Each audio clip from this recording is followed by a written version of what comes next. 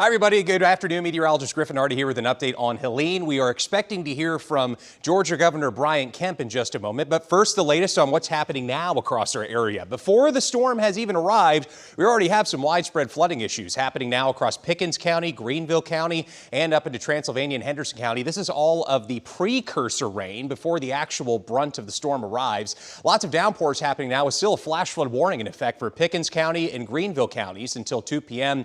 and a considerable flash flood threat across Henderson County, where the terrain is a little hillier. We have a threat for possible landslides in this area just based on how much rain has already fallen. The radar estimates for places like Salem and Pickens and Tigerville are already really high. We've already seen 6 to 8 inches of rain on average towards places like Salem, up towards Lake Jocassee, and up towards Table Rock. These are the places we've seen the most rain thus far. On average, around 6.5 inches of rain has fallen in northern Greenville County, based on radar estimates. Tropical storm warning continues for all of our area until further notice. The winds will not pick up until really late tonight and mostly early tomorrow morning. The absolute worst of the weather that we're going to see from Helene will be here starting at around sunrise tomorrow morning and lasting until around 8 to 9 a.m. Here's the latest on Helene right now. Still a Category 2 hurricane, winds of 105 miles per hour, moving north-northeast at a pretty good pace at 14 miles per hour.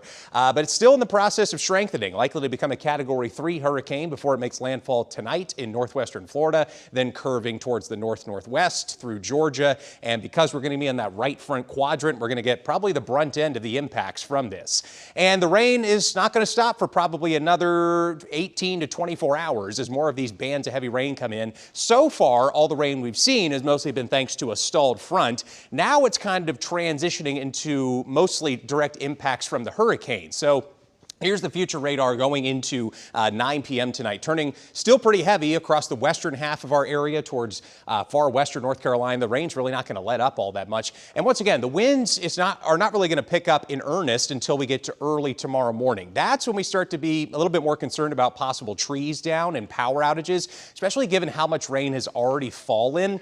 Whenever you have winds up to tropical storm force, that's certainly enough to knock over trees and power lines. And that looks to come into play starting at around 4 to 5 o'clock in the morning, really picking up as the center of the storm passes very close to our area and then continues up toward the northwest by around 8 to 9 a.m. That's when the absolute worst of the weather is moving through western North Carolina. But luckily, this will be moving out pretty quickly. So by the time we get to 10, 11 o'clock in the morning, the rain is already starting to slow down.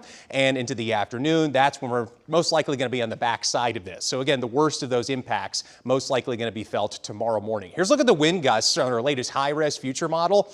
Into tonight, picking up to around 20 to 30 miles per hour by around 11 o'clock this evening. After midnight, that's when we get into that tropical storm force territory, that 35 to 40 miles per hour around 4 a.m. But check this out, 7 a.m., 50 to 60, even borderline hurricane force winds with some of our area, especially farther west towards the center of the storm. This could be a very impactful storm for us. And it's an important reminder that with storms like this, the impacts can extend really far inland, even this far inland, into the upstate of northeast Georgia. So it's not too late to make sure that you have your emergency supply kit ready to go. Make sure you have your prescriptions topped off. You have enough fuel in your car. Some extra cash wouldn't hurt. All these, all your normal essential supplies, just make sure you have a little bit of extra reserve of those things because you might need them in the event of widespread prolonged power outages. That looks to be in the cards, especially starting early tomorrow morning. And remember, anytime a flash flood warning is issued, make sure you seek higher ground. If you can help it, if you have to drive, do not ever drive through floodwaters. As we've seen already today, there already have been some vehicles that have been stuck in the floodwaters. They try driving through them, the car stalls out, and they get stuck there. So make sure you never drive through floodwaters. Turn around, don't drown.